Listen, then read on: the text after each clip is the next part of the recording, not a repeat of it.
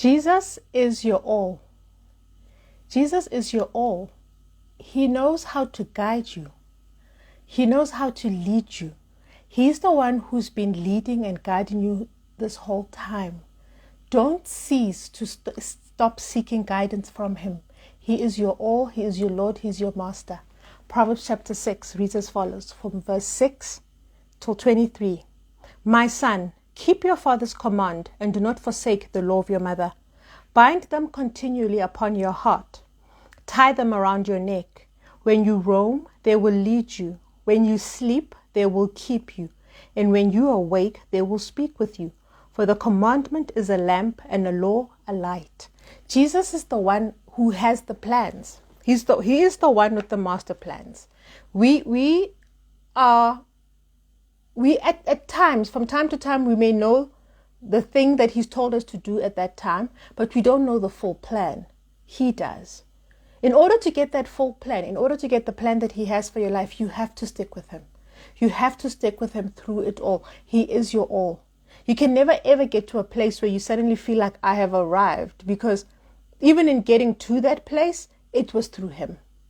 He's the one guiding you. He knows how to lead you. He knows when to call you out. He knows the speed you need to be working at. He knows what the conditions are like. Even when he calls you, the conditions, the situations, the circumstances that we face, they do not surprise him. He knows about them already. I just want to read you in Matthew chapter 14, verses 22 to 33. It reads as follows. Immediately Jesus made his disciples get into the boat and go before him to the other side, while he sent the multitudes away. And when he had sent the multitudes away, he went up on the mountain by himself to pray. Now when evening came, he was alone there. But the boat was now in the middle of the sea, tossed by the waves, for the wind was contrary. So the boat was out and the wind was contrary. Now you can look at the wind as the circumstances.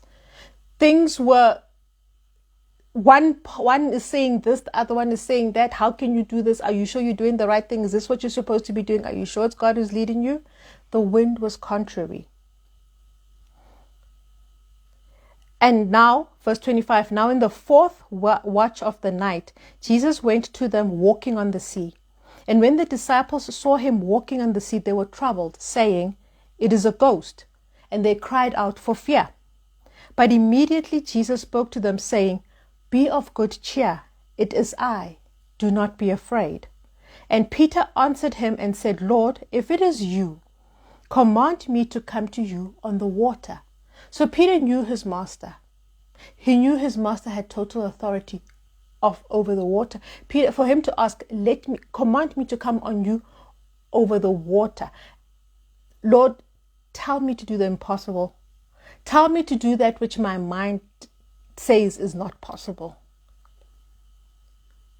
So he said, come. And when Peter had come down out of the boat, he walked on the water to go to Jesus. Jesus called him out.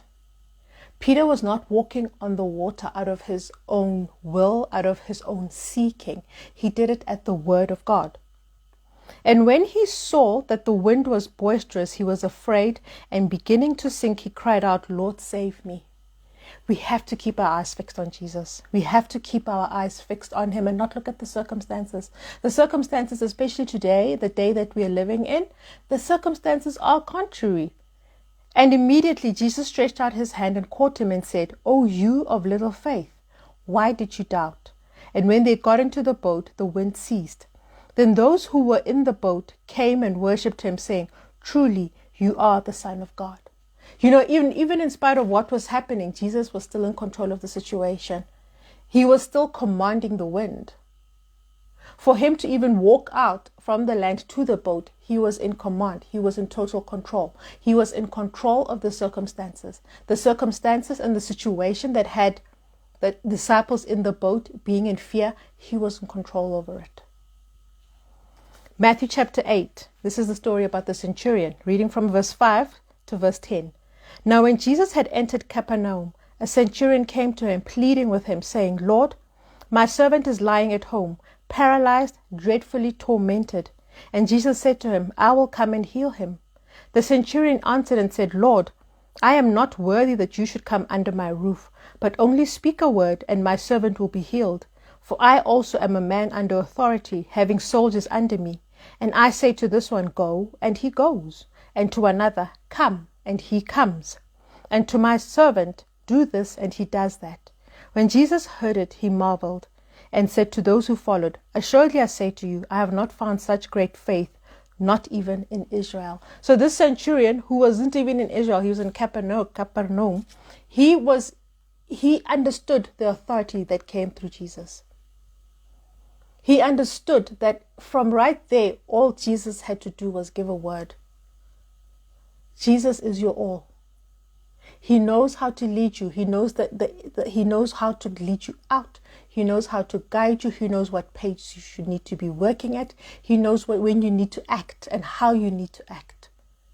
Never ever get to the place where you suddenly feel like, I can do it on my own, because you cannot. Because to even get to the place that you are at, you did it with him. Stay with him. Continue with him. Continue on the path. Jesus is your all.